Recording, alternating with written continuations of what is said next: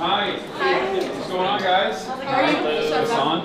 Sam. Hasan, nice to meet you. What's up? What's up? Hi. Hey, Ali. Hasan. Hi. Step. Hasan, nice to meet you. Hi. Big boy. My man. All right. Thank you. Oh my God. Okay. Yeah, I appreciate you. How would you like to appreciate me? What are you, crazy? I mean, You're amazing. You have to appreciate. Wow, we have a big. We both got big teams. How are you? Mahmoud, Noah. Nice to meet you. Yeah. Brought some of my friends here. How would you like? I think we just. You want to sit there? We can sit side by side. You can sit on there, and I can sit here, and then we'll do it like this. You tell us. Okay. That looks kind of good there. Perfect. I mean, we gotta eat too, right? Even if we don't eat, we gotta get some. Did you have lunch? No, but I'm not gonna eat I haven't had yet. anything yet, so I don't usually eat this early. I try to fast. it's like No, I don't. to fast, Well, like first Monday- of all, I'm Monday, still on Thursday. LA time, Oh, that's so that's the number one thing. Yeah, but I don't. What would eat you until like to 3 get? p.m. I don't usually eat until like 3 p.m. LA time, but it's fine. I would drink some coffee. We got some. So this is mfawar, which is like the Yemeni latte. Yeah, I would love a Yemeni latte. Can we get them mfawar small, please? Please, thank you. All right, perfect. But it's good. All right, ladies and gentlemen, it's finally happening. We got Mahmoud Khalil in the building, in the flesh. We're gonna have a conversation. We'll do whatever you want to do after. If you want to, walk around. If you don't want to walk around, it's also perfectly fine. But I just wanted to say it is a real honor to be in your presence. I'm so happy that we get to do this face to face, not in the facility in Louisiana. You were planning to come in? Yes, I was. Not only was I planning to come, but I also was like talking to other politicians to just be like, let's do a rally. Let's do a rally outside of the detention facility. But for those of you who don't know, how would you describe yourself and who you are? Hi everyone. This is Mahmoud Khalil. I'm pretty sure now you have some sort of like an impression about me. How with all the media, a lot of it, like unfortunately, is not accurate. I don't know how to start with describing myself. Like I'm Palestinian. I have an Algerian citizenship because my mother is Algerian, and because unfortunately Palestinians are better off with another passport because of so many obstacles. If they were to use their Palestinian passport. I was born and raised in a small refugee camp in southern Damascus in Syria, and I left Syria in 2013, early 2013, I believe, to Lebanon, where I did my undergrad. I worked there, and then I came here just 2 years ago. So a lot of people are surprised that I've only been here for 2 years. I met my wife actually in Lebanon, Noor. We met on a volunteer trip. She was on a volunteer trip to refugee camps in Lebanon, Syrian refugee camps, and we met then in 2016. And we got married like 2 years ago, or less, more. Yeah, I lost sense of time now. Yeah, no, it's understandable. So let's just start off with what happened. What happened to you? No, I think we can start like from the student movement as a whole. Like, I mean, I joined Colombia in January 2023, so way before all these like student movement, like about Palestine. I mean, the movement was here, it just wasn't as big. And I started studying master's degree in public administration and international affairs, basically in line with my professional experience, working mostly in international development and diplomacy. What did you want to do? I wanted to do before then, like just to go into diplomacy and be engaged more in Palestinian politics. I feel that there is so much space for us, for the youth to actually, the youth and the young to do something in politics, in Palestinian politics. So Yeah. I interned actually at the Palestine mission to the UN during the genocide. So in 2024, I interned at the UN doing that. That's New York. It's New York. Yeah. No, but then the university would complain that the protests are noisy. Yeah, Like, that is funny. That is funny to think. Oh, it's noisy in New York, which is normally very pleasant, very I mean, quaint. there's a hospital right next to Columbia. Like, Yeah. you hear sirens all the time. Of course. But yeah, basically, like when I came here, I wanted to be like involved with Palestinians, like just to meet Palestinians. But it was clear that like Colombia is a very Zionist. Wow, this is news to me. I mean, You don't say. That's crazy. No, I mean, people like sort of like turned to Colombia after October, but like since ever, like, Yeah. Colombia Yeah. is a Zionist, has been a Zionist or like Oh, for sure. institution. A lot of intractable ties to Israeli projects, whether it be having, I believe, like a sister school as well in Tel Aviv, but then also the issue of divestment. It seems like is always considered a no-go zone for many college administrations, but especially one like Columbia, where it was reported that a bunch of alumni and even other people from New York that might not even be related with Columbia, but cared about Israel quite a bit, were in group chats talking about what to do with students who were speaking out. And Columbia, of course, as you know better than anybody else, No, it was a group of billionaires. Like, Yeah. I believe the Washington Post broke the story. Like literally a group of billionaires trying to conspire against like kids. Like this is what I would say. Like like a lot of the students protesting here are like 17 to 22, and you have all these billionaires, Bill Ackman and his likes, like literally conspiring against them. One of them saying like they would, I think like push $50 million like to against the students, and another one meeting with Eric Adams and promising to give him money for his campaign if he agrees to send the police to campus. Counterterrorism unit.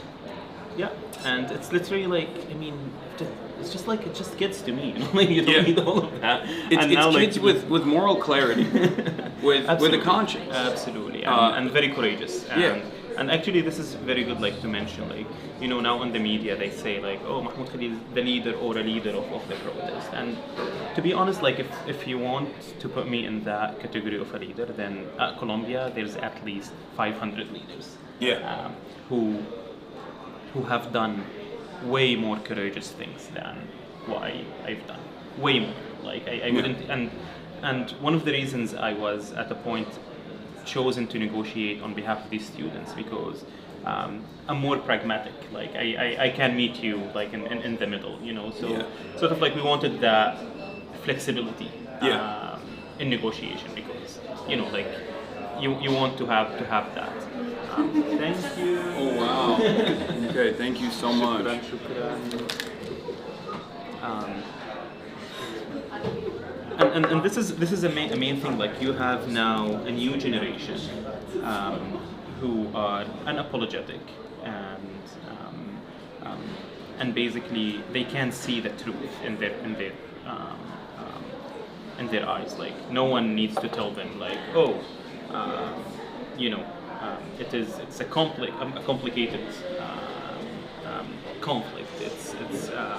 It's not what you think it is. But now like this new generation has awakened, and that basically, and this is where your question originally was like, what happened to me? Like the student movement pushed. I mean, man, what are you doing? It's too hot. This is not the right way. I have. You can wait 5 minutes. I have to. I have to. I'm sorry for that. They're having trouble hearing. Do we have? You wanna amplify the microphone a little Yeah. bit? Just press the. We can do that. There's probably a lot of background noise. That's why. No, we hear fine. No, it's fine. Oh, you got one guy. You got one guy. That's what happens. There's always that. That happens to me all the time, especially when it comes to audio. They are, I call them audio perverts. They're like, they got the $500, like $1,000 studio headsets in, and they're like locked in. They're like, I can hear your hair moving on your arm. What's going on? What's that about? It's a little low, but it's fine. Okay, well I think we increased it.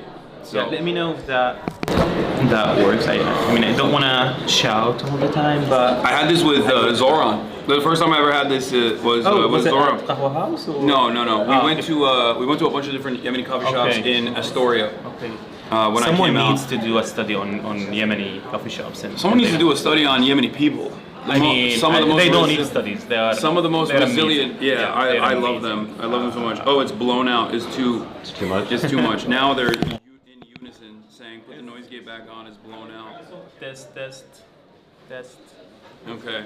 1, 2. Did you turn it back down? I turned it off.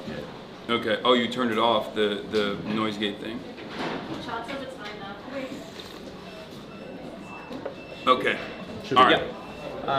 Yeah, I mean, this takes me to your question around like the courage and the extent of the student movement pushed the administration to do things as fascist as they did to me. Yeah. Literally sending plainclothes agents without any identification. Going back to 1950 something, 52, finding that small So law. let's start there. How did you feel? What was going on in your mind when you had masked agents? So they were not masked, just to be honest. Did they identify no, themselves? They did not. So they were literally plainclothes. So plainclothes, random plainclothes people coming into where you live. Because I remember seeing the video that your wife shot, and it was harrowing. But how did it feel in the moment? So I was basically at that point I had been targeted by smear campaign doxing online for almost two weeks. It was very coordinated. You're in there? Okay. Oh yeah, I know all about that. Hall of Fame. Yeah. So basically, I mean, it was very coordinated. Every day, the same tweet.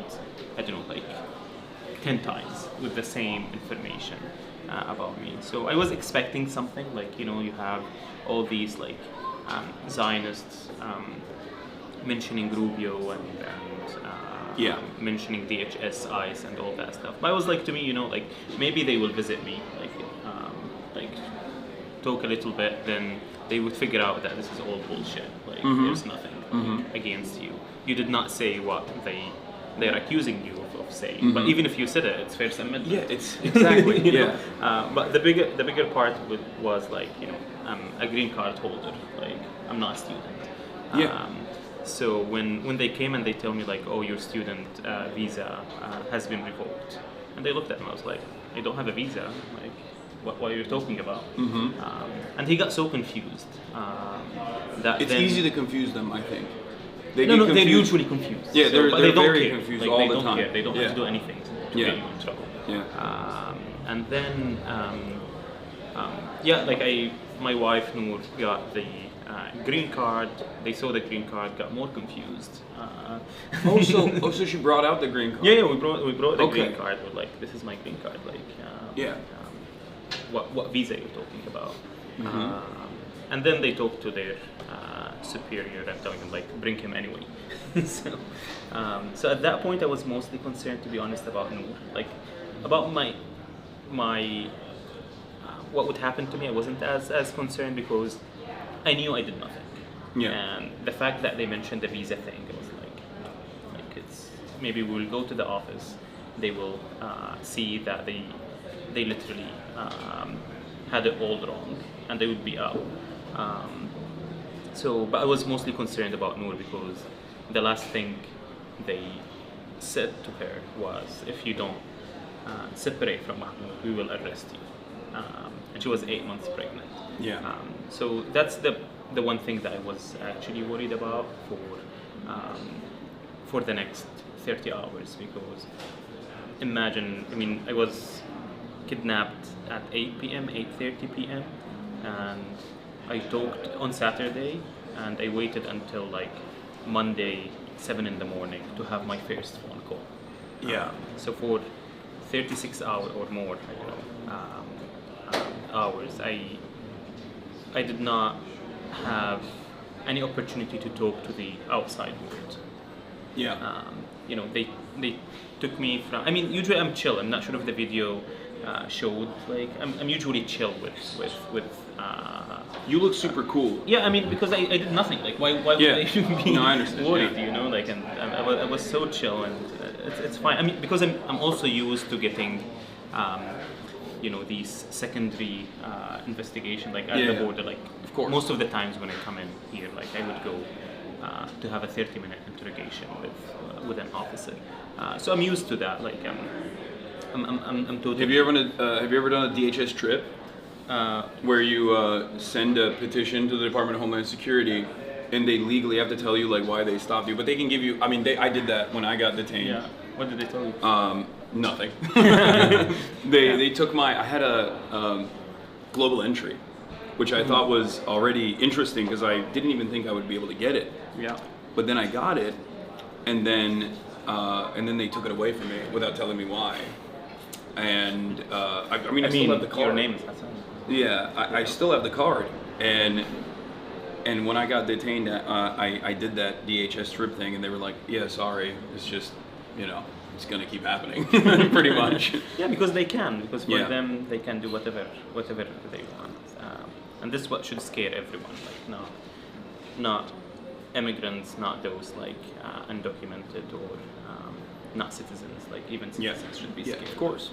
Of this. So they took you from your home, and they expeditiously immediately moved you from state to state in a matter of 24 hours. So actually, like in 6 hours, I was already in New Jersey. Mm-hmm. Yeah. Then I spent like 6 hours in New Jersey. Then they took me to JFK. Then to Texas, and from Texas back to Louisiana. So, I mean, the whole trip, like over 24 hours, and no contact with the outside world at that point. Nothing. Like they would refuse to tell me anything. Like what's happening, all of that. But I can't see them. Like one of the escorting officers like was Googling my name and reading articles about me. So it was like, what happened? Because at that point I did not know that Rubio said all these like stuff, or Trump had already tweeted the White House. So the first time I hear any of that was 2 days after the fact. And I mean the most difficult part of it is like you're shackled, like as if you did, I don't know, something really crazy. And I did not know actually for the first 5 hours, I did not know what they are charging me with. Mm-hmm. Because they refused to show me the arrest warrant. Ended up like they did not have one. Was there at any point, like in the beginning when they were apprehending you, did it feel like, I mean, are these like actually members of law enforcement, or are these just like random thugs? You know? Yeah, I had that thought the very beginning before I got into their office at Federal Plaza here. But then that was repeated when I got to Louisiana, because they would take me from one car to another. It was I think 12 in the night, and they would take me from one car to another shackled. So I'm like, maybe they are, but they are not. You know. So that was like very, very scary. To be like they wouldn't tell you like where you're going. So even when you ask them, they wouldn't tell you. You're just expected like to follow them. Like come with us, not to wait, just come with us. Like I knew that I'm going to Louisiana when we boarded the plane. Yeah. So imagine that. It's terrifying. Yeah. Especially to happen in America. I mean, Yeah. like I have thick skin. I grew up in Syria. Yeah. I grew up under such regimes where they use, mukhabarat and intelligence. Yeah, of course. Officers, plain clothes, all of that. But for that to happen here in America, supposedly respecting rule of law. Yeah. So that's actually interesting that you brought this up, because I'm from Turkey. There's similar protocols in Turkey as well, not to the same extent as like Assad or anything, but there's a lot of political persecution, and people get arrested for speech. People get arrested for being a political dissident, and they get shipped away into a prison facility in Silivri. And I think this is there is this notion, like I came to America in 2009, and when I came to America I had this idea, this understanding of America from the outside. I had been to America before, but the notion that like there's an American dream and all of the stuff that I had seen in television and in the movies, I thought, this is the land of prosperity. I was not, I was very aware of American imperialism, of course, as everyone is, especially in that side of the world. But there was this theory, this idea that I had in my mind that did not meet the reality that I was experiencing. I very quickly found out, for example, how expensive healthcare was when I was in an ambulance after an accident, and the bill came and I couldn't believe it. I could not comprehend that.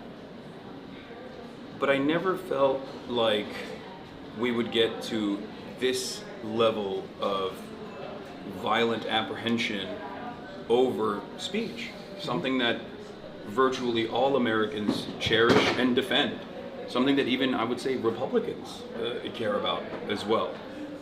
It's not, for a lot of Americans, they don't just consider this like an opportunity to be able to say hateful things and slurs, but also a formative part of the American experience. And that there is still some semblance of justice, there's some semblance of rule of law in the criminal court proceedings. Do you feel like your attitude has shifted now that this happened to you? Yeah, I mean, I absolutely had a similar impression and understanding of what America is before. Yeah. I mean, there's always the Palestine exception, though. Of course. Like that's. I mean, we thought it's only like to certain things, but like the Palestine exception actually goes into every corner of American institutions and public discourse, unfortunately. But yeah, like I wouldn't absolutely like thought that they would go this low to prosecute speech, like political speech, not even like because they can accuse you of like speech instigating for violence, Yeah. all of that. But they did not even do that. Like they said, it's basically about my speech. Yeah. For Palestine, and this goes like how, and I think I connect it in my mind to how strong the student movement, but also the Palestine movement as a whole in this country, that would push the establishment to come up with fascist policies to curb this speech. Yeah. And I mean, maybe this is the first big test of American democracy and rule of law. Like, how would they deal with the increasing support of Palestine among Americans as a whole? And it's not only young Americans. Like, No, I think now it's across the board. I think it's overwhelming majority under the age of 50 at this point is more sympathetic to the Palestinians than Israel. And that is a testament to the student movements. That is a testament to all of the movements. that have taken place is a testament to the resilience of Palestinians in general and the courage that they've demonstrated in spite of being victim to a genocide, to be able to communicate the violence that they experience. And I mean, look, I've been an advocate for the past decade of my professional media career, and I never thought that I would see this much unconditional support to a very obvious injustice that's unfolding in front of our eyes. Let me ask you about that, actually, because I want to get back to the Jenna facility in particular, because you wrote from the detention facility. But do you feel like there has been a major shift in attitude? How have you received this? It's very major because the injustices against immigrants have been happening before my arrest. Yes. And for a long number of years. It's just like the public was not aware of that. It's just that Trump brought it to the surface because Trump loves to show off. Like, see how cruel I am. Like, you know, him and Stephen Miller and his puppets. So I was shocked that there is such detention centers in the United States, and it's very similar to like having Guantanamo in Cuba, or sending people abroad, because basically these centers are a black hole. No one knows what's happening inside. No one cares actually what's happening inside, because for them these individuals will be deported. They wouldn't have the legal or the financial means to sue us, or to actually challenge the detention in court. And Congress members also don't care, because these are not citizens. Who cares about them? Who cares about them? But it's literally like inside Gina. If you want to work in the kitchen, you get I think $4 a day. So it's like, I don't know, $50 an hour. It's literally slavery. Like, that's how these private prisons are making profit. And I'm not sure if people actually know that every detainee costs the government inside like $140 every day. So the government is paying $140 for every detainee to a private corporation, to a for-profit prison. Exactly, just to make money out of. That's why you see. And they have quotas too, like for-profit prisons that get these federal contracts, these government contracts, also have a quota system as well. There's been plenty of issues where there are some judges that have even been arrested for just sending people willy-nilly to the prison system in an effort to make sure that they're like at least putting the beds to use. And this makes also why, I mean, there's two questions why they sent me to Louisiana. You know, I mean, there are ICE detentions here in New Jersey and in New York. So there's the question why they sent me to Louisiana, because the detention is literally in the middle of nowhere. In the middle of a swamp, like no one can reach you. I mean, when my lawyers wanted to visit, it took them like half a day just to arrive in Louisiana. But also because there are so many empty prisons there that they wanted to utilize for immigration enforcement. And which is the more important in my case, because they sent me to Louisiana because they can guarantee the outcome of that legal system.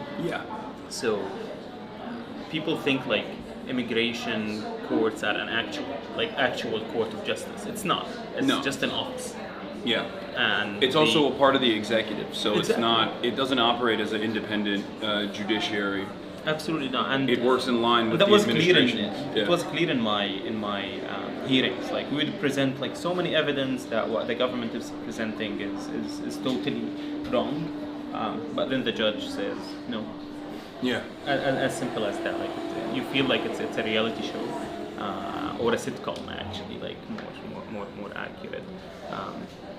And I feel like now the American public, when they look at this moment, 20 years from now, it would be like very disgraceful moment that what's happening to immigrants. And like I'm a bureaucrat. Like I spent time being like a government employee in my life. I understand why governments want to enforce immigration policies, all of that. Mm-hmm. But what's happening now is the immigration policies are being enforced in a cruel way, just to punish, just to be supremacist, just to be that we deserve to be here more than you do. Just to. It's a way to appease the sometimes violent and racist fantasies of a select few in the base, because these are not broadly popular ideas. As a matter of fact, the attitude towards immigration has shifted dramatically back to a space where people are repulsed by the Trump administration's ICE raids wherever they happen. And the more frequently that they happen, the more people see militarized Gestapo coming in and arresting their neighbors, the more angry they get, the more resentful that they get. And now the attitude has swung dramatically in the opposite direction, more than ever before. But that's why, like, you should abolish ICE. Like, for sure. You shouldn't have like half measures like around ICE. Like, ICE should be abolished. Because it's a relatively new agency. A lot of people forget it's a post 9/11 invention. Exactly. The Department of Homeland Security, people think is has been around. It's about 20 years old now. Yeah. 2004, I think it was created. But also now, like, ICE is acting as armed militia for Trump. Yeah. Literally armed militia. That's why now they have a budget of an army. To do things without a warrant, without anything, because unfortunately, like, they did not like the American public historically did not care about immigration policies, laws, all of that. So it was always controlled by the executive, and that's why everything bad is happening through the immigration process. I mean, there's a lot of things bad happening somewhere. In general, but yes, immigration enforcement is used as the primary mechanism to advance the wishes of the administration, no matter how cruel, no matter how ridiculous they may be, given the way that immigration enforcement has operated in this country in perpetuity. They have there's a severe lack of legal limitations. Like a police officer can't do a warrantless search and seizure, but technically ICE, in the way that they operate, are in a legal gray area. Technically, they can. I mean, they literally broke into my building. Yeah, exactly. They broke into my building, and they got away with it because in ICE, like, they can just follow someone into the building. Well, cops do that too sometimes, but also they cannot show a warrant arrest warrant. Like, it's just bizarre to have, and they don't have body cams. So, like, and they are law enforcement agency. They don't even have the body cam. So they act in total impunity. And that's why they're getting away of all these outrageous like conducts and incidents that's been happening. So, talk to me more about the Jenna facility. You say, how do you say it? I think Gina. Yeah, but you say it like it's a facility. You say it in like almost Arabic. You say Jenna. Gina. Gina facility. How did you spend your days there? I mean, I was spending like my time with over 70 men in the same dorm. Like, not that I have like my own room or cell. No, like the 70 people are over 70. Like I say, like it's at a minimum 70, more than 70 in this dorm. And I mean, you'd spend your time mostly like listening to people's stories. A more just heart-wrenching story after another. That was like a big part of my day.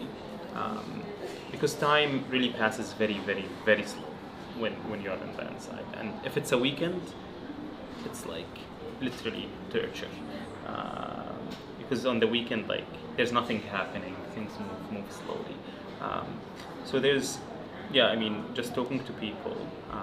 I would have some time with my lawyers to talk about my case, and basically supporting other detainees with their letters, motions. A lot of them, they don't have lawyers. They don't know what kind of rights they have.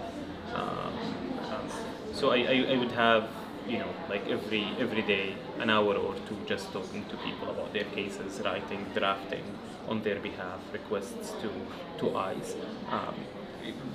Because the level of, because when you get there, no one tells you what your rights are, like, or if you have rights. I mean, technically you're supposed to have And rights. they do, yeah. Yeah, no, they do. I mean, even a court, but no one tells you that, and Yeah. no one is enforcing that you Yeah. have a right.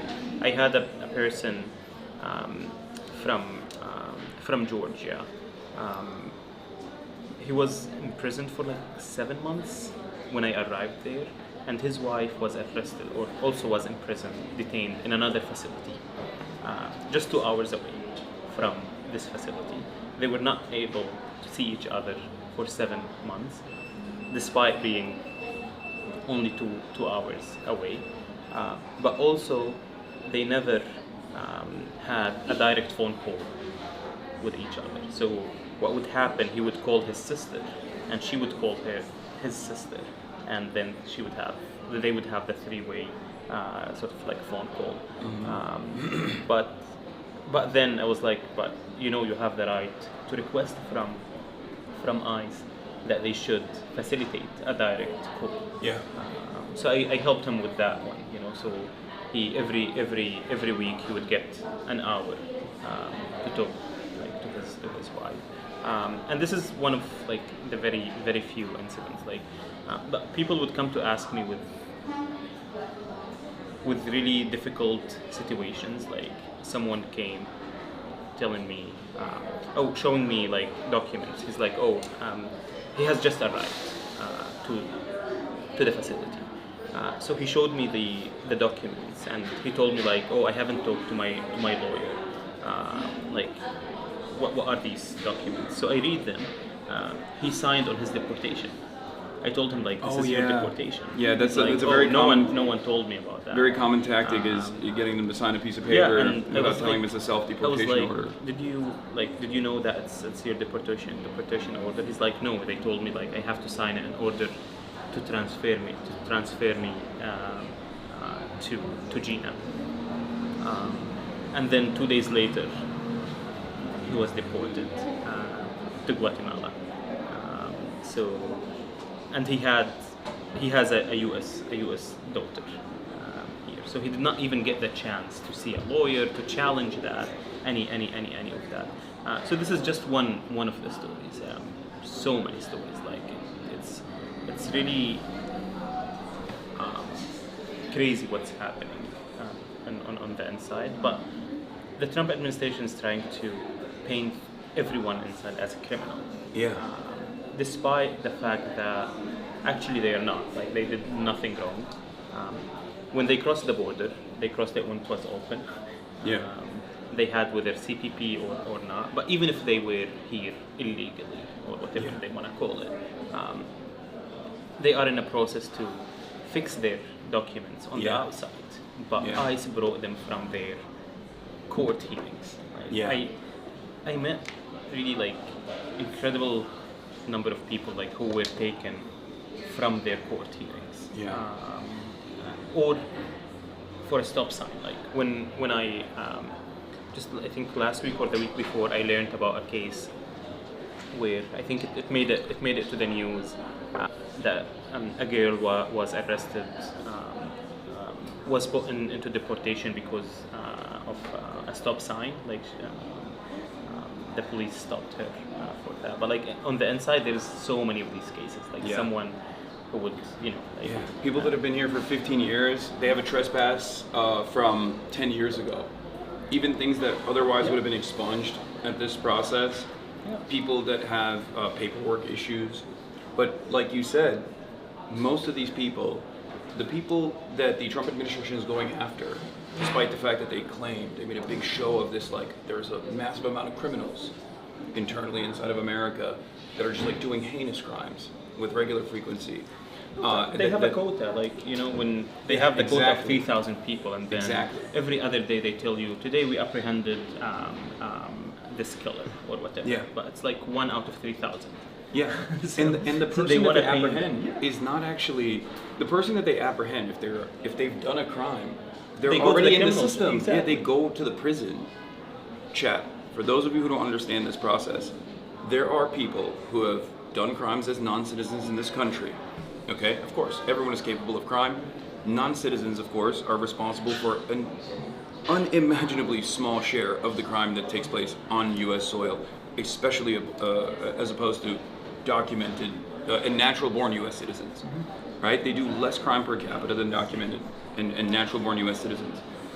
And when an undocumented person does a crime, especially like a violent crime, they do not get released.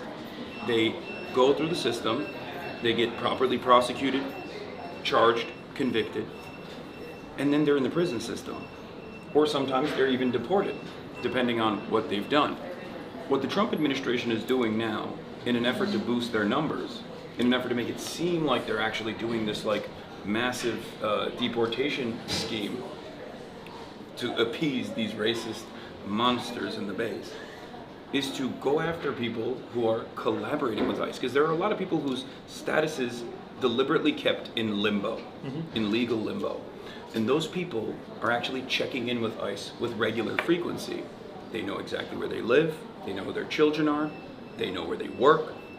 And then ICE will go to the immigration courts that get their direct orders from the Trump administration to basically either create like this paperwork issue, or to deny continuing their immigration applications.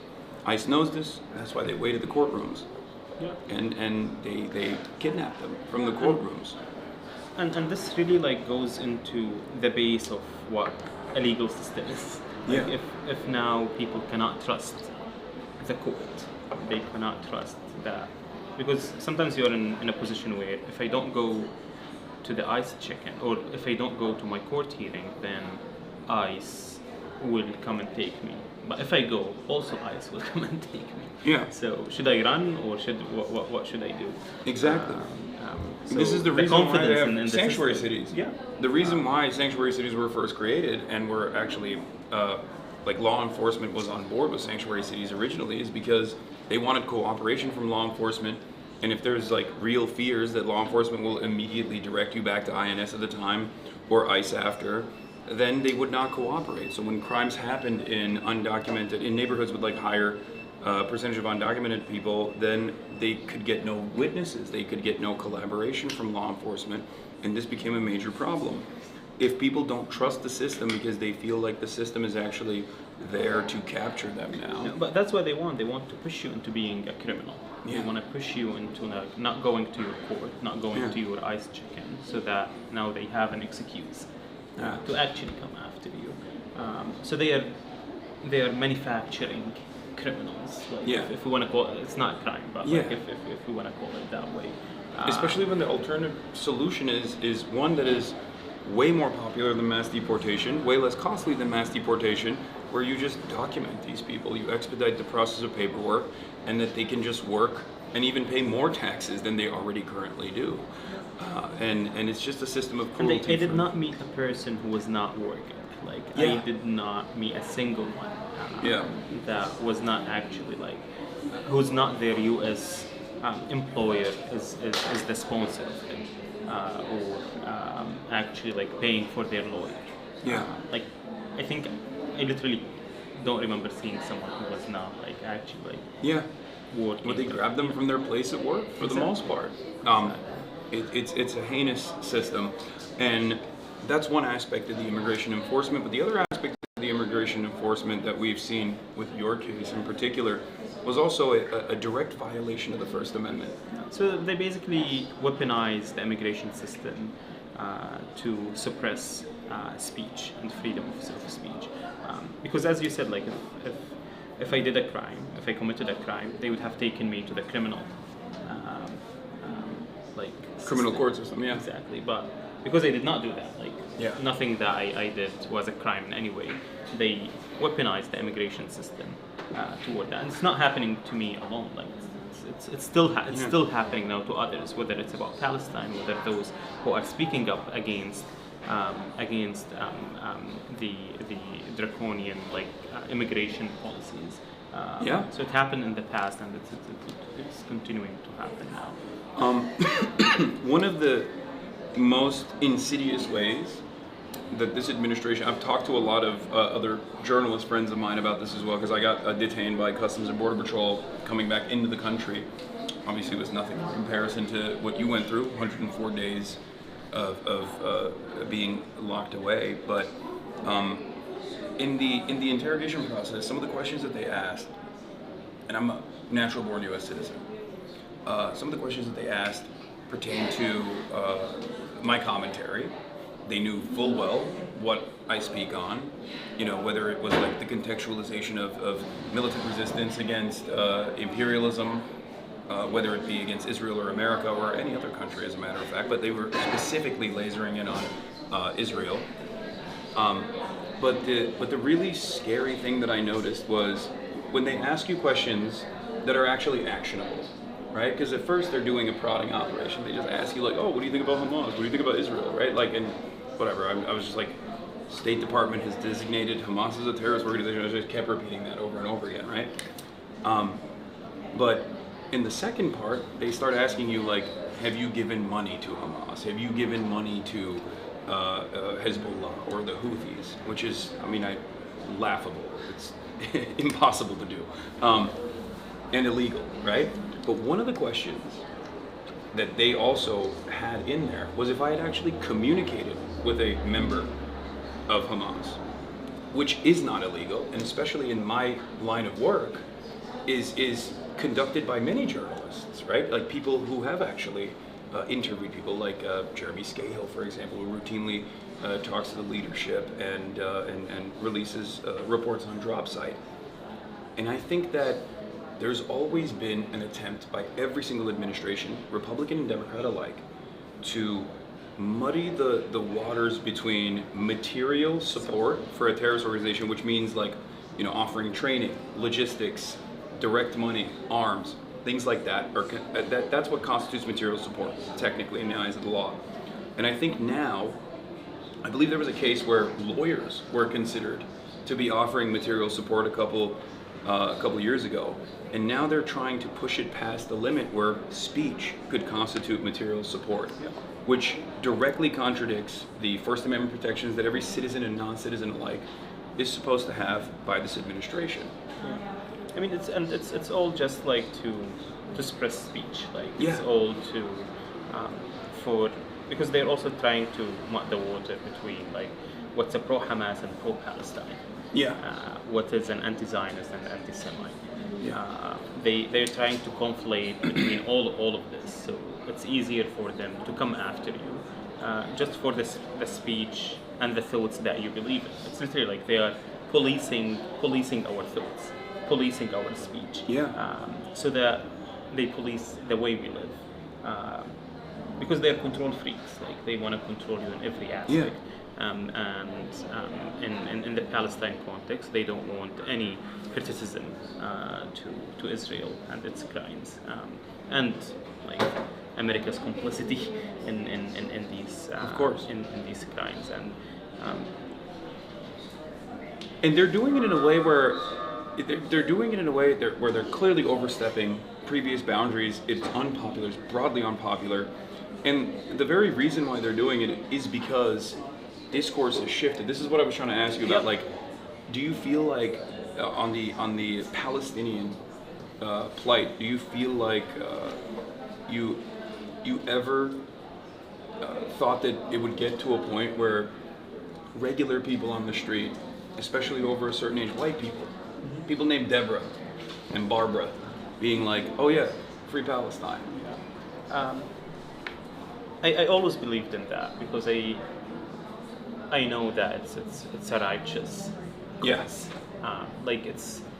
it's not like a gray area. It's not complicated. You're a more It's optimistic like, person than me. No, I was always. That's why they were trying to push all that money into their propaganda. Of course. That's why it was easier for them to send me to Louisiana than actually discuss what I'm talking about. Yeah. Like, than actually talking about what an intifada is. What talking about like divestment from Israeli companies and institutions. What apartheid is. So it was for them easier to cancel me than actually engage in the speech. And that's what's happening right now. But I always had that belief. Like I spent a few years of my life focusing on non-Palestinian literature, non-Palestinian history. Like I read, like books from very Zionist authors. I read books from Any Morris? No, I mean there's Ari Shafet. Okay. So just like to learn about their perspective, how they see it, and I thought that would may change. Like maybe they have something right, Like I was like, let me explore that. What was your conclusion? No, my conclusion is like no. That made me like more firm in my stand that actually it is like clear that what Israel is doing is colonization, is supremacy. And I'm not going into apartheid because apartheid and it's all like part of the the base, which is like yes. You're talking about the root cause, Exactly. the ideology of Zionism, exactly.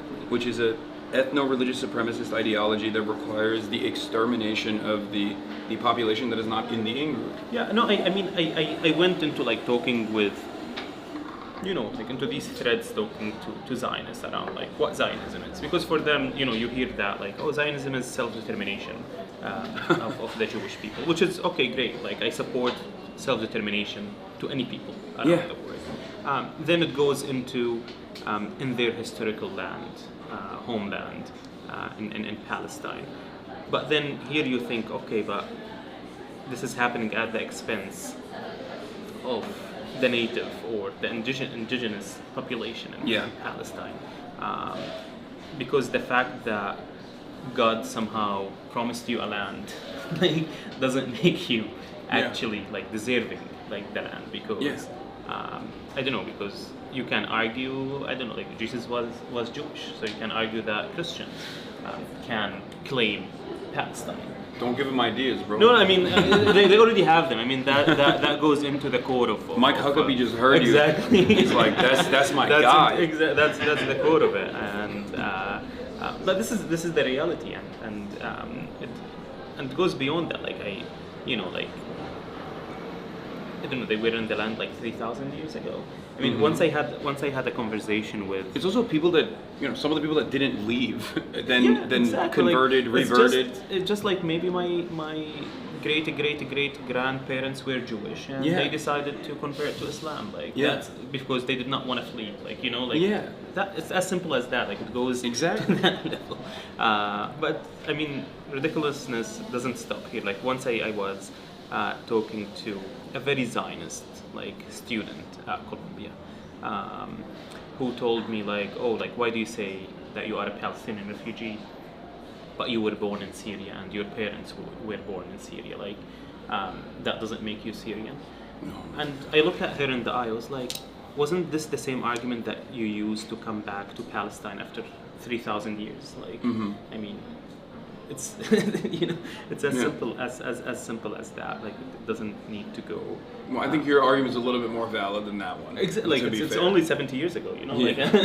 Not 3,000. Like if you we can don't know that you're a convert or an there's so many 3,000 years. Do you know what happened in 100 years? Yeah. Like to think about 3,000 years. Yeah, exactly. And this is in no way like I'm denying a Jewish claim to Palestine. Like there is a Jewish claim, there's a Muslim claim, there's a Christian claim in the land. There's like all sorts of claims in the land. It's just you you have like now we live there. Like we did not came parachuting from the sky, and we ended up in Palestine.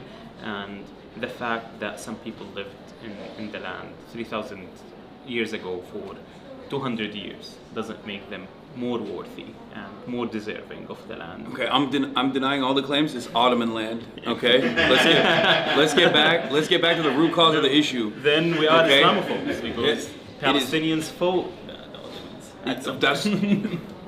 I didn't want to bring up your L's. Okay, you're bringing this up, but I mean, it's just a I'm matter just of saying. fact, like, A lot of people live there. Jews live there. Christians live there. No conflict for a very long time. No, and then the British difference- come in. The main difference is Ottomans did not come to ethnically cleanse. No, of course. Yeah. كيف they did not in no way try to alter the population there. Yeah. The Ottomans were caring about like just give me my taxes. Yeah. Do whatever you want to Exactly. with this land. But still, like I'm saying that like Palestinians also fought the Ottomans. They fought the British. Yeah. And now they're fighting the Israelis. Yeah. And that goes into, now whenever you mention the word Palestine, and if you support Palestine, they would automatically say, "Oh, you're anti-Semite." But like, I mean, were we like an Islamophobe back then? Yeah. It's just like I don't know, like we did not have the. Didn't respect the caliphate. It's not a big deal. Again, like I said, we're not talking about Palestinian L's right now. No, I'm just talking about like the resistance. No, of course. Like the concept of resistance, course. as it is resistance to get justice, to get your land back against occupation and any sort of injustice. It's a national emancipatory movement. Regardless of the religion or the ethnicity of your occupier. I did not choose the religion of my occupier. Yeah. I would fight them no matter who they are. Like, Yeah. I mean, if the Ottomans come back, we'll fight them. I thought we were making inroads right now. No, I mean, it's just He's like... Armenian, my cameraman. I'm with you. I love that. Yeah. I really do. But a lot of this conversation, at least in the past 50 years, past 70 years, 77, 80 years, has always been deliberately misrepresented, and very successfully so. Like you also pointed out, there has been a very successful influence peddling operation, a way to just make things over there seem a lot different than what it actually is. And I do feel like now that has so dramatically changed, specifically with the cruelty of Israel's military campaign, its genocide, its ethnic cleansing operations, in a way that even average Westerners can recognize the inequalities here.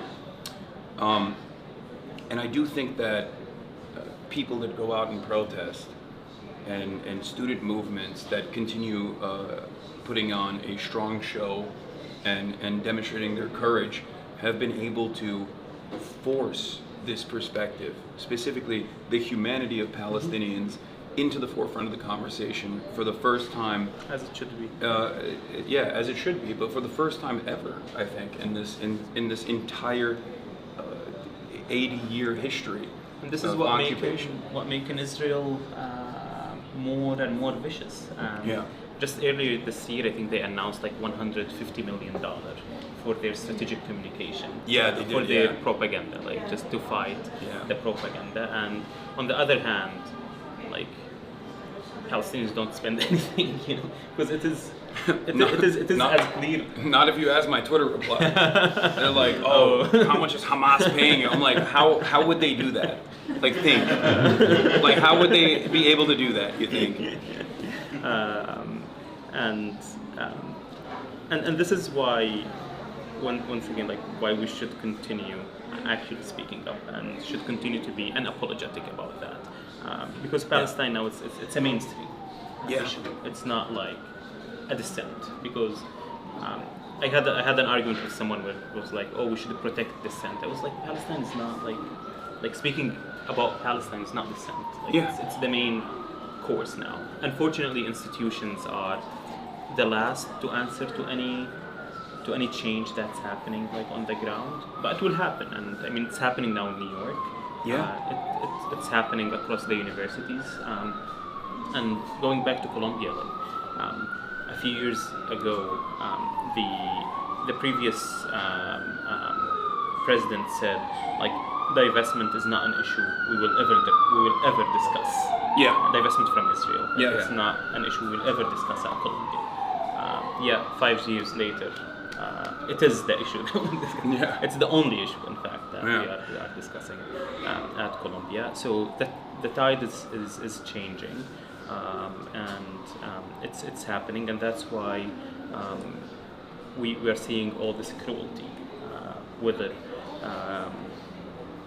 here by dealing with not necessarily with the protests themselves, but also like all these doxing campaigns, all these like smear campaign. But what's more important is like the cruelty that's happening on the ground, the genocide that's happening in Gaza, the killing of hungry people every day in Palestine. But this is not enough. Like, this is what I want to say. Like, the fact that a lot of people are speaking for Palestine is absolutely not enough, because you need to translate that into your vote. You need to translate that into actually where you put your money, and the way you speak about Palestine, and actually standing up like firmly against all this like disinformation and propaganda, Israeli propaganda. With it also, like, Israel has always taken this misrepresentation approach with everything regarding Palestine, like whether it is armed resistance, which is again legitimate under international law. 100%. They're trying to distort that into terrorism, but it goes into BDS, like boycott, divestment and sanctions, which is the most peaceful resistance like that you could ever get. Like, I don't like you, I don't want to buy anything from you. It's as simple as that. Like anyone, we do it on, if you don't like a coffee shop, or a coffee shop was mean to you, you don't go drink there. Like it's as simple as that. Israel. But if it's a business with ties to Israel, that's anti-Semitic and illegal, as a matter of fact, in like 30 plus states. Because this is what Israel is trying to do. They're trying to do. This is economic anti-Semitism. This is diplomatic anti-Semitism. And they're trying to just like weaponize anti-Semitism in a way, just to protect their crimes, and to continue kill people. And it goes into the chants that we're chanting, or the students are chanting right now. Like now the media is mad about globalized intifada, or they can't even like pronounce it right. They say enchilada, infitada. Like, I mean, just get it. I'm angry, but I don't know what I'm angry about. I get can't it say right. it. And from the river to the sea, and this is all in the same effort of misrepresenting any Palestinian, anything Palestinian, of course, whether it's politics, chants, anything. Legitimate right to armed resistance, illegal right to armed resistance, illegal terrorism, economic pressure, illegal anti-Semitism, even using your speech, as you said, to say that uprisings are a necessity against this wholly illegal enterprise. Also, anti-Semitism should be illegal. Hasn't become illegal yet, but they're trying. They don't care about like the meaning of these chants. Like when you say globalized intifada, like, I mean, intifada is an uprising. You can go to the history of because they say, it's this uprising, but like in the Palestinian context, it was actually a call to kill the Jews. But like when you look at the facts, the first intifada was entirely peaceful. In fact, 1,000 Palestinians were killed by Israel. at that time. Similarly, in the second Intifada, where they say like it's more violent. Yes, it was more violent. Yeah. But at the same time, 3,000 Palestinian civilians were killed at the end of it, compared, I think, like to about 500 or 700 Israeli civilians. So even these like basic facts, they're trying to get them distorted, just to shut your speech. The same with from the river to the sea. You know, like the list can go on and on, but like for them, anything that's remotely supporting Palestine should be penalized, should be labeled as anti-Semite, so that we don't have to deal with it. You know, just it's anti-Semite. Don't. You know, that's exactly what it is. It's a way to completely shut off the conversation, because it's impossible to have that argument. It's impossible to have that conversation within the adequate framework. If you were to look at this as a state doing violence to a captive population of indigenous people, all of a sudden, it doesn't look too good for Israel. So that has been a very effective way to completely stop What that is like a conversation. Zionist argument you were like, maybe they have a point? Nothing. I can't even think of a single thing. Let me think. No, you got one? What? You got a Zionist argument that you think is... Don't show other people in the... Sorry. The Zionist argument that what? That you think holds weight, like that you think was like good? No. Ever? That made you go, damn. Damn. But like you can... Steel like Man. like the classic ones, like one that like they're trying to... Oh, you can show them? Okay. One that they're like trying to operationalize now, right, is like, oh, well, there's so many Arab countries, why don't they all just go there? 50 states in the United States. Yeah. Take them one, give them one. You know, like, let's... New Mexico. Done. Sold. Yeah, Idaho. all bizarre. A lot of white Yeah, people yeah, there. to me. Wait, let me check the bag real quick, but you keep going. Yeah. So in the context of, I want to talk a little bit about Zoran. Yeah. Because we just talked about Intifada. This is the line that they're trying to use against. This is the line that they're trying to use against Zoran. Sorry. No, I got it. Don't worry. This is how it was at the DNC. Just. No, to me it's just like go research. Like don't listen to me. Like now I gave you like a definition of what Intifada, but don't listen to me. Go research your Intifada and make your own decision. Like that's what I want people to do. Like just to research and learn. Yeah. No, but the reason why I was bringing that up is because with Zoran they tried to also do this thing where they were like, globalize the. He said globalize the Intifada is you know, language that he doesn't use specifically, but that he will not condemn. He will not police speech. And don't on. use it either. Like just to be clear, it's just not because. No, to me- I get why everyone I talked to said you were very. No. I don't use it just because, like, to me, you know, my goal at Colombia is to get it to divest. Yeah. But I can see why people can use it, and I understand why. It's globalizing the solidarity around the world. Exactly. Like that call for uprising against all systems of injustice. Yeah, of course. It's as simple as like it's as simple as that. Like I don't use it because I don't use it. Like because you know that's it. But like that doesn't mean it's wrong. Yeah. So what I was gonna say is, so Zoran in an interview was asked this question. And this like was used as a line of attack against him, which of course failed. He won the Democratic primary handily, which again, never thought I would see the day, but fantastic. And he said something in retort where he was like, this is just an Arabic word, and people are just scared of this Arabic word, but it just means uprising. The Holocaust Museum used to, in their Arabic translation, would say Warsaw Ghetto Intifada. Exactly, Intifada to Warsaw. That's what we say in Arabic. And then the Holocaust Museum actually, due to the pressure that they got from Zionist groups, changed it. You know what they changed it to? Muqawama. Resistance. Which is, of course, for those of you who don't know, this is a fun fact for you. Hamas is an acronym. It's was it Harakat al-Muqawama al-Islamiyya. So they changed it to a more militant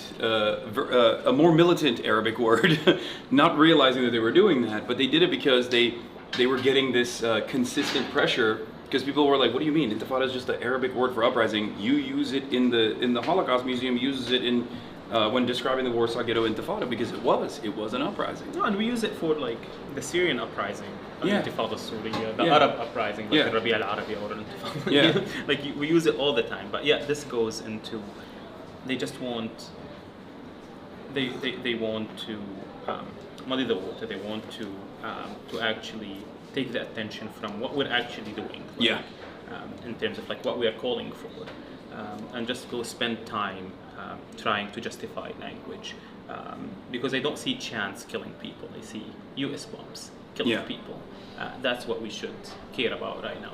What we should focus on right now, even if that was like, what do they say, like offensive or Which it's not. Which is not, but would they call? But even if it was, yeah, exactly. Even if it was, it's ridiculous. I mean, let's solve this. Like the genocide that's happening. That like, just this week, hundreds of Palestinians were killed, waiting for food.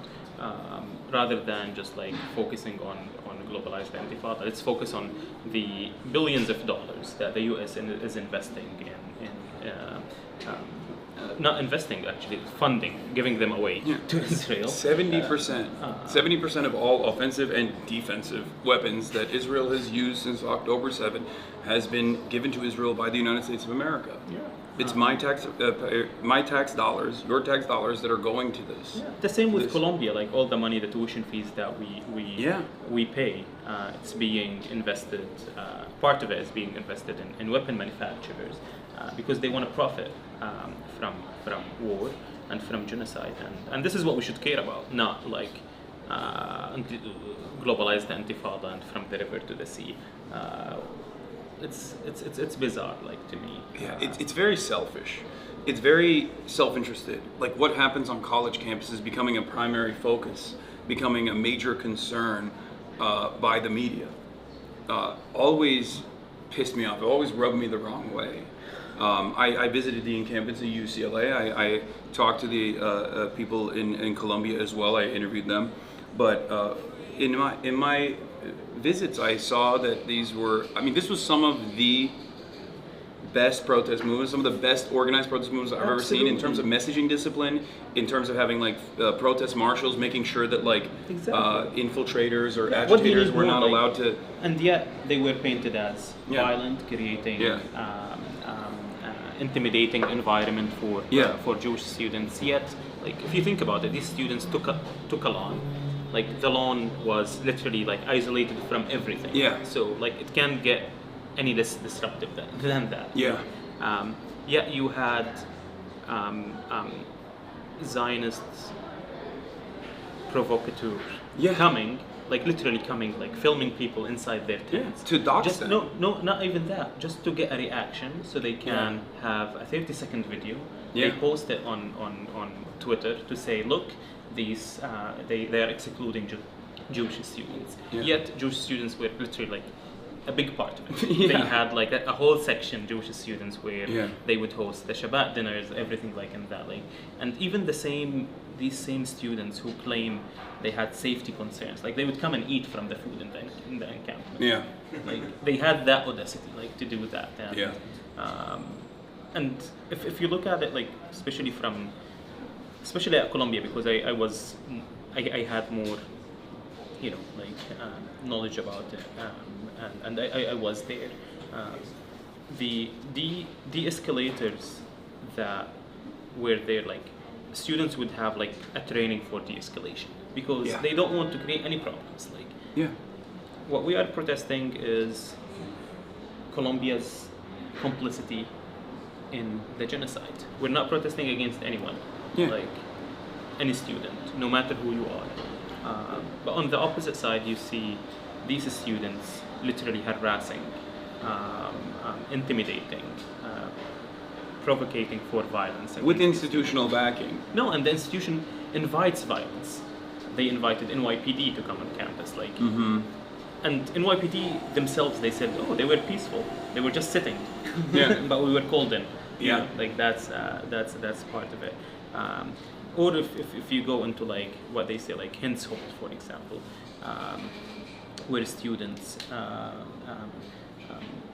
took over a building, and they say it's an anti-Semitic incident, but like, I mean, they did not allow me to go in. Like, I'm a student. Like, I'm a Muslim student. You know, they did not allow anyone to go in. Like, it was closed for everyone, and there was no classes.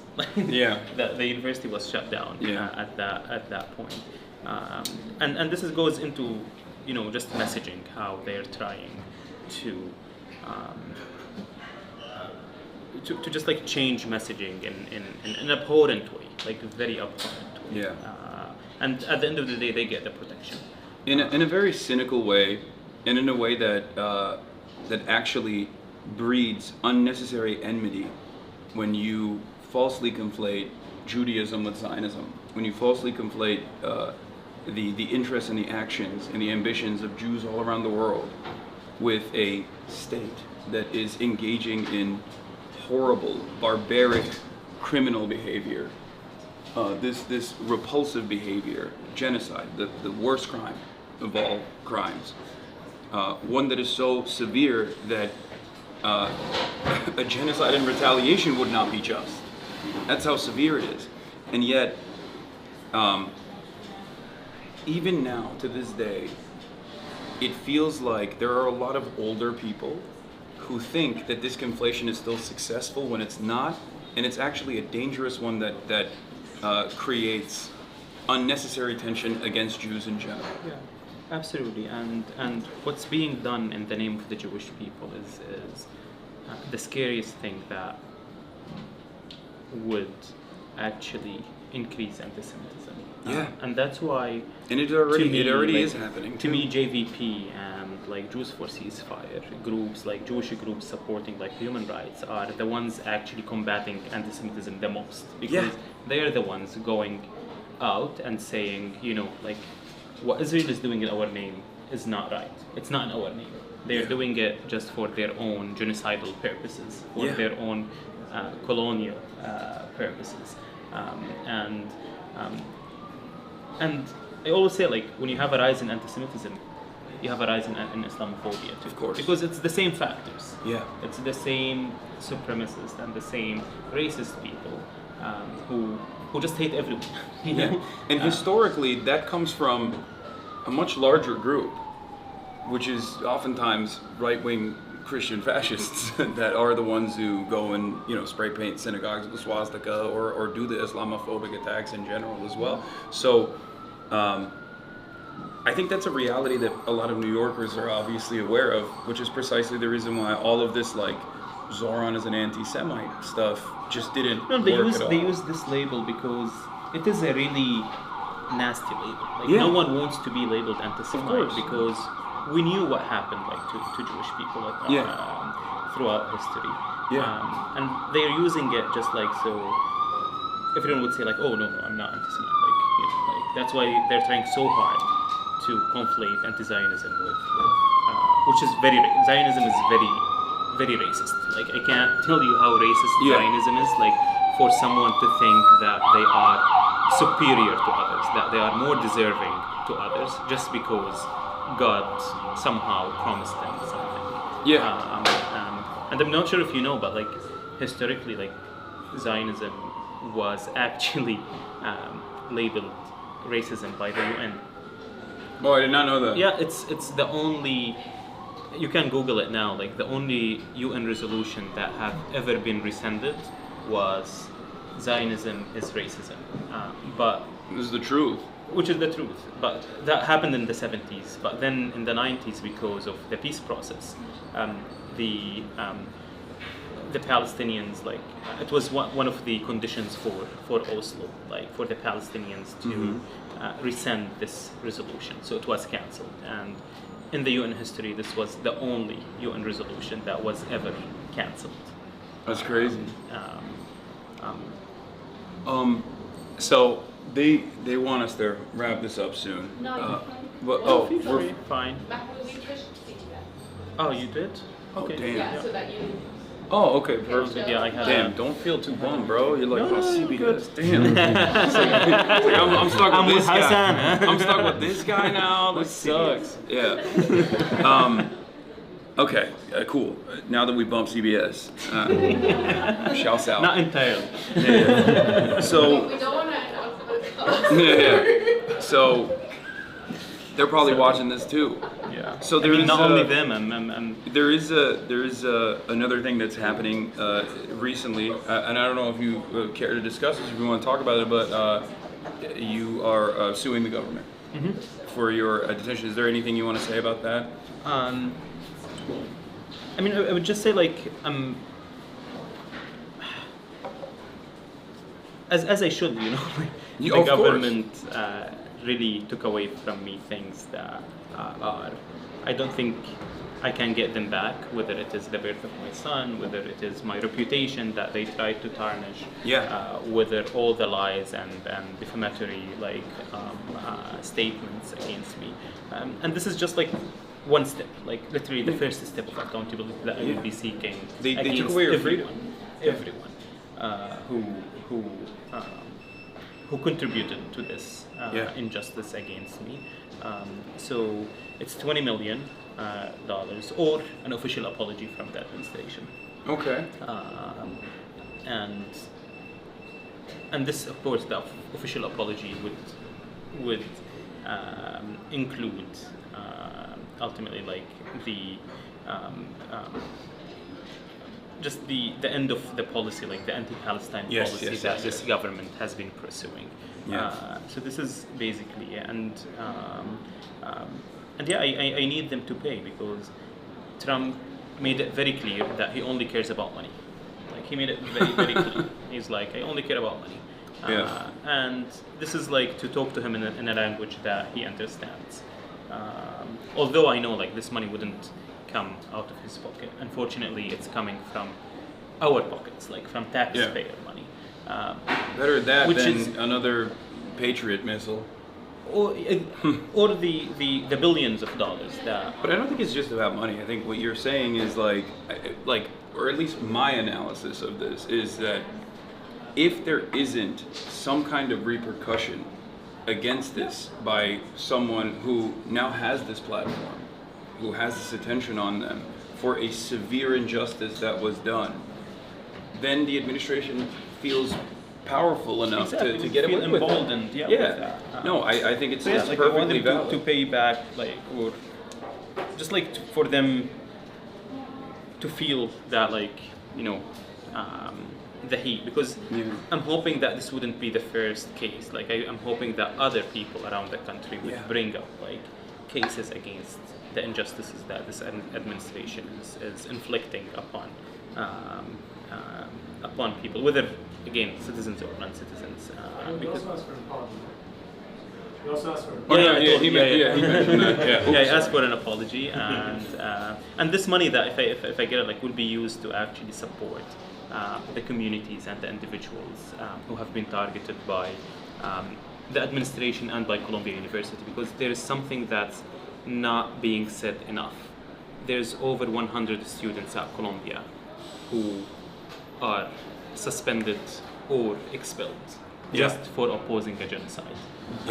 And this is unfortunately not making it like to the media. Like Columbia University is literally penalizing and criminalizing students for their freedom of speech. For following through on something that they're teaching in the classrooms, which is that genocide is unconscionable and wrong and immoral. Except when Israel is doing it. Yeah, well, even then, like there are plenty of studies that also plenty of professors, at least the ones that remain, that have talked about this stuff in their lectures as well. Which, ironically enough, we can talk about that as well. The Trump administration has now created an academic receivership, not dissimilar to what Nazi Germany did in a lot of the universities initially, and this they came won't control thoughts. This came after concessions that Columbia had already given, part of which was, of course, undermining the security and safety of the students that were paying tuition. No, but what more they want? Like they literally expelled students. They sprayed students. They expelled professors. They brought the police not one time, not two times, 4 times in a span of like a year and a half. No, I think it's a year. Not even a year and a half. In a span of a year, like 4 times. And historically, Columbia only brought the police or called in the police once. in the 60s. Yeah, and that was like commemorated. And so literally, and Colombia pushed like a very Zionist narrative, like a very pro-Israel narrative, Yeah. to the students and defying like student safety. Yet that was not enough to the administration because the administration does not care about like student safety. Yeah. They don't, because if they care about student safety, they would have banned like guns and like especially Yeah. from campuses, or you know, like they don't care about like anti-Semitism. Or would have kicked out a professor that recently was suspended or left Columbia University. I will not be naming them. Very shy individual. A menace. I've heard from so many students at Columbia, like first-hand testimony. Yeah, but Colombia emboldened such figures. I mean, they made them figures. Yeah. Let's say that, because you know, like, Sex and Colombia appeal. knows it. Like in private, like when I had these meetings with the administration, and they would raise like I would show them like, see, the students are threatening like the protesters, these Yeah. like provocateurs. They are like doxing the students online, and they say, yeah, we know, but we can't say anything online. Yeah. We can't issue a Yeah. statement because their line their line publicly was that there is threat to Jewish safety. Yeah. But the Jewish students who were actually under threat were the pro-Palestine Yeah. Jewish students, who one of them got expelled for being an anti-Semite Yeah. from Colombia. Yeah, and I mean, Grant Minor too. Yeah, exactly. Yeah. But this and the same Columbia University that in the 30s sent a delegation to Nazi Germany, and when students protested this delegation, they expelled the student. Yeah. So imagine now, like, this university. At least they're consistent. I mean, they're consistent in their stupidity and just caring. I mean, Colombia cares about two things, like, and education is not one of them. They Yeah. care about their brand and their loans. Yeah. That's it. Yeah. We saw an example of this with Harvard as well. Harvard quietly capitulated to the administration's demands. They restructured their Middle Eastern Studies department and did a bunch of stuff in terms of quote unquote combating anti-Semitism on campus, right? Like all of this fake bullshit for a problem that was elevated to this degree that wasn't really about anti-Semitism at all. And then the administration still came after them. And then they said they were going to revoke grants. They said that, and they kept putting up this pressure until Harvard was like, okay, we have to fight back. This is ridiculous. Do you feel like there's any point where Columbia could have changed their trajectory at all? Do you feel like that's ever going to happen for Columbia? Because I feel like their institution's reputation is forever tarnished. I mean, there's always the opportunity to listen to the students, to actually go public, apologize for all the just the cowardness that happened over the last 2 years, to reinstate the students who were expelled, to actually divest the investments from companies complicit in human rights violations, as anyone should do. Like, why an education institution is investing in weapon manufacturers? Like, you care about education. So there's this chance that Colombia should do.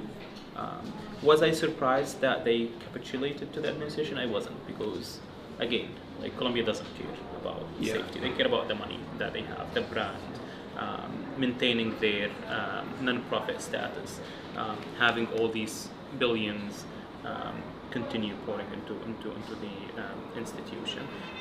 But even they created this condition to themselves, because from the very beginning they capitulated to the narrative that there is that the protests are creating a hostile environment. That's why you have different presidents coming to Colombia, and then they'd be like, we're doing everything, like Shipman, like she's now like they called her an anti-Semite, like like, and she's doing everything they wanted, like they literally. The same with Shafiq, she did everything they wanted, but it was not enough for them. And this is why, like, when you look at the facts, like, show us the facts of like, the presidents would come and like, okay, like, let's see what's happening, like, let's combat anti-Semitism because of the protests, because anti-Semitism is happening, not because of the protests. Of course. Like then they don't see anything. Like when Trump supporters, neo-Nazis, open neo-Nazis marched in Charlottesville. One of them was a Columbia student, and he wasn't even like hiding his identity, the Tiki Torch guys in Charlottesville. And Columbia allowed that person to do remote student work to graduate.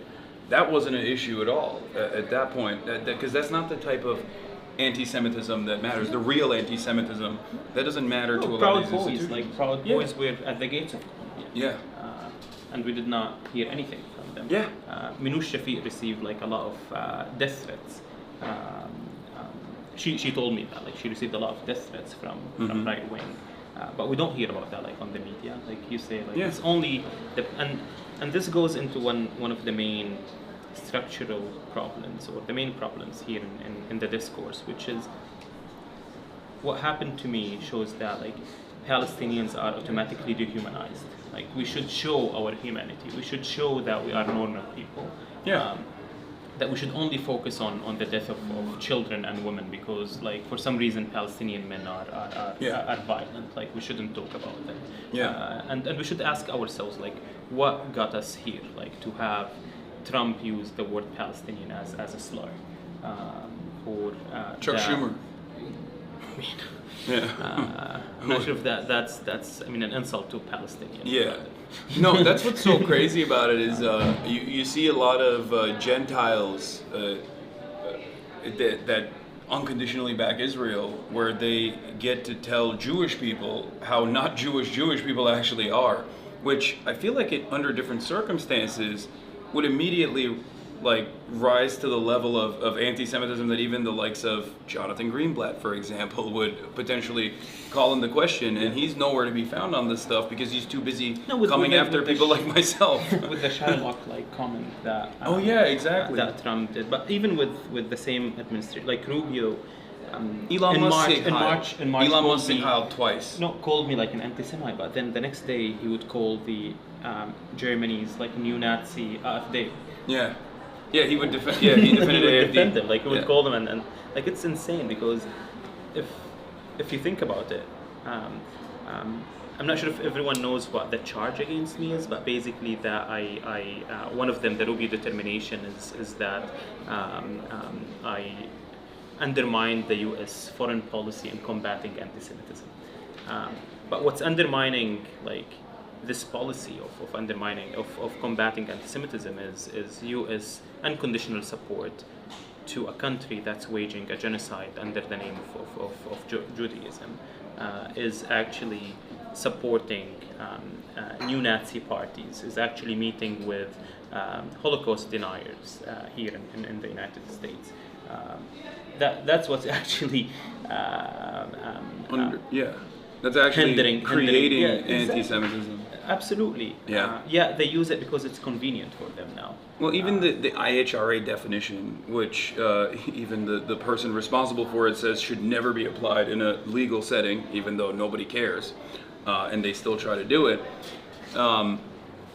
It in and of itself contradicts what this administration is trying to advance in terms of their interests, because, like, one of them is the conflation of Israel and Judaism. Like, that is anti-Semitic, and it is definitionally anti-Semitic within the IHRA definition as well.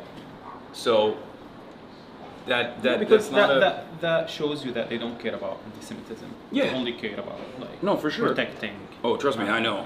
Like, Israel. I mean, you know, for people. You know. Okay. So let's talk about you. What do you like to do? Other than this. Normally? Yeah, what do you do normally in your day-to-day? Absolutely not. I don't like protesting. So people think that we love protesting. Like, we love because we protest because it's fun. It's not. I would rather go spend time with my wife and just like literally chilling than actually protesting. Like that's a main thing that like people should understand, whether about me and about the vast majority of protesters. No one enjoys protesting, like under the rain or just like like chanting. Like why would I? Yeah. If it's not necessary, but I do it because it's necessary. Yeah. Because what's happening like requires me to do so. So absolutely not protesting. Yeah. I mean, How was that moment of like finally seeing your child for the first time after this detention? So it's. I mean, now I spend most of my time with my son and with Dean and Noor. I mean, it felt to me it's just like. I don't think that you can describe like. I mean, before like every parent would tell me like, oh, tomorrow when you see like your son, like you can't describe it like before and after. I mean, I spend most of my time just like literally like playing with him. He's still 2 months and 10 days, but I don't. To me, there's that feeling of. Like Palestinian fathers go through this every day, whether in Gaza or across Palestine. So I have always this thought when Dean is crying for food, and I'm like, I have like food for him, but like about the parents that they can't get food because Israel now is actually preventing. Baby formula from coming in Gaza. How cruel that could be. So I have always this thought in my head, and just like being worried about separation again from them. That's why I'm spending like 24 hours with them. But it's crazy now. Like I'm getting like. Parenting advice from Zionists, like being like, oh, like he's on the streets now. Why he's not with his kid? I wanted to talk about that. How difficult was it for you to separate once again from your child to go back and do a rally? No, I mean, Dean was already like literally in the second room, like in another room. So. No, it wasn't like as people would think like, oh, like I spent like 10 hours rallying and spending half an hour. No, I'm spending like a lot of time with the family. But I felt it's important for me to rally that day just to show that we're not afraid. Because what the Trump administration did to me, they wanted to set me as an example. Yeah. So others wouldn't oppose Israel's genocide. So that's why I made that decision of actually like, despite so many warnings about my safety, to actually go and walk with the protesters that day, and I'm doing it like not for anyone. I'm doing it for myself, for my son, because I don't want him to live in a country that's supporting the killing of his people, and they don't. Like I don't want him to protest like in the future. Like hopefully Palestine will be free. Hopefully like the world would be, I don't know, like some. I mean, I know it wouldn't, but I would hope that would happen in the future. So now like literally like all my time with my family. Usually, I mean, I just mostly work and see friends. So that's like I don't do gaming. I'm sorry. Like No. I have PS4. I do some FIFA. Classic. That's exactly. But I'm. What do you watch on television? You watch any TV? Just movies? any show that my wife Noor wants to watch. So You guys watch the Turkish soap operas? No. That's pretty poppin'. What? No. No Ertuğrul? No? Okay. No. It's another L. I'm sensing a lot of anti-Ottoman, anti-Turkish animosity I love coming Istanbul. from you. I mean, to me, Istanbul is really the prettiest city in the world. It's nice. You don't have to say that. It's No, it is. It is. It is. I mean, I go there very frequently. Yeah. Or I used to very frequently. But I don't do much fun. Like, to me, just like seeing friends. That's like mostly why I spend time Yeah. with. A little bit of hookah? Thankfully, no. No, you don't smoke hookah? I don't either. Everyone always wants to go to get nargile. I'm like, Socially, maybe, but like no, Yeah. like I would have it like on standby. Just and coffee's like, enough. Yeah, coffee. Just like I love like seeds, sunflower seeds. Like I would. Classic. I'm a very classic like Arab, Yeah. like person. So. Yeah, you're gonna move into Unk status soon. Already there. Yeah, I like that. Too late. So. Okay. Before we let you go, and once again, thank you so much for spending time with us, and thank you guys for everything you've done so far and allowing us to have this moment. What would be your last message to people who are maybe worried about these protests not going anywhere? Because I'll say this much: I keep telling people, keep up the pressure, don't stop. I have the past decade of experience that I can look back to and say that like all of this pressure has amounted to something. It has genuinely changed people's opinion on this. And you are much more optimistic than I am in your demeanor. So. I mean, basically, as you said, like the change is happening. Like, I mean, my message is just look at New York. Yeah. Look what happened with Suhran. The change is happening. Unfortunately, usually movements, like the results or the impact of movements usually is slow. You don't see it like in a day or two. Like it takes time, so it needs patience. But the tide is changing. It's already changing, and just don't fear what this administration. I mean, not what the establishment, because it's not about Trump. It's about the whole establishment in this country, and they want us to feel that our jobs are in jeopardy, our future is threatened, because actually, like we are changing the world, and we need to continue like mounting the pressure. Like we should continue to do that, and because at some point this regime of oppression and suppression will collapse. But you need this persistent pressure on it.